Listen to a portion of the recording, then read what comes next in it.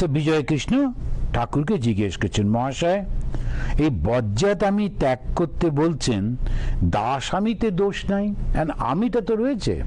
তাই বিজয় কৃষ্ণ বাবু জিজ্ঞেস করছেন, বজ্জাত আমি অর্থাৎ যে আমিটা অহংকার অহংকার করছে, এগুলো সব ঠাকুরের টার্মিনোলজি। এখন আমিটাকে মধ্যে আবার ঠাকুর বলতেন একটা হচ্ছে বজ্জাত আমি, তো যে আমিটা সবসময় আমি আমি করে স্বার্থপর আমি, তো সেটাকে ঠাকুর বলছেন বজ্জাত আমি। আর একটা বলছেন দাস আমি, আমি ভগবানের অনুগত, ভগবানের দাস, তাই বলছি এতে কোনো দোষ নাই। শ্রীরামকৃষ্ণ বলছেন হ্যাঁ, দাস আমি, আমি ঈশ্বরের দাস, আমি তার ভক্ত, এই অভিমানটা হয়, কিন্তু এই অভিমানের দোষ হয় না, বরং এতে ঈশ্বর লাভ হয়। খুব পরিষ্কার, দাস আমিতে কোনো দোষ হচ্ছে না। কেন? আমি ঈশ্বরের দাস, আমি ঈশ্বরের ভক্ত, আমি ঈশ্বরের সন্তান। তখন সে ঈশ্বরের ভাবে ভাবিত হয়ে তার সমস্ত কিছু হচ্ছে। তার এই যে শরীরটার সঙ্গে অহংকারটা ওরটা থাকছে না, সবটাই ঈশ্বর নির্ভর হয়ে যাচ্ছে। আর যেই ঈশ্বর নির্ভর হচ্ছে তখন মনটা শুদ্ধ হয়ে যাচ্ছে। অশুদ্ধ আর শুদ্ধের পার্থক্যটা কি? পবিত্রতা আর অপবিত্রতা, ওটা পার্থক্য কোথায়?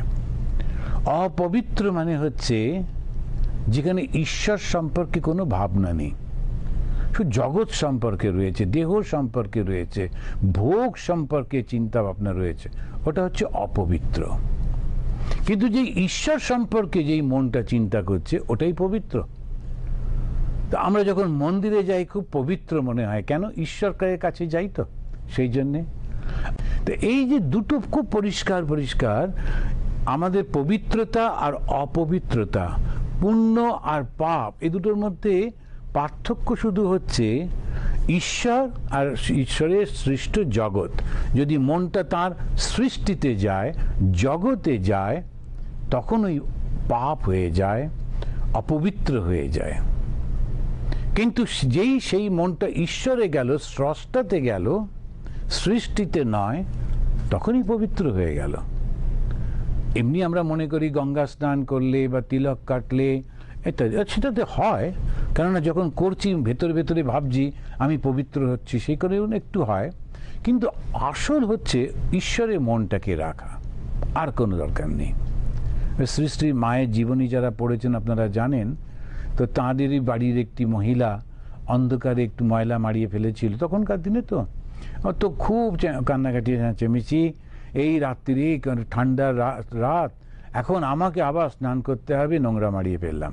মা বলল পাটাগুলো একটু ভালো করে ধুয়ে নাও, তাহলেই তো হয়ে গেল। বলে না না না, তা কি করে হয়, আমরা ব্রাহ্মণ বাড়ির মেয়ে। আচ্ছা একটু গঙ্গা জল ছিটিয়ে নাও, না তা কি করে হবে। তার মনের মধ্যে ওই ভাবনাটা হচ্ছে আমি খুব অন্যায় করে ফেলেছি, পাপ করে ফেলেছি, একটা ময়লা মারিয়েছি, খুব পাপ হয়ে গেছে। তারপরে মা বলছেন আচ্ছা আমাকে ছুঁয়ে দাও। কেন? পবিত্রতা স্বরূপিন নেই, তিনি পবিত্রতার স্বরূপ।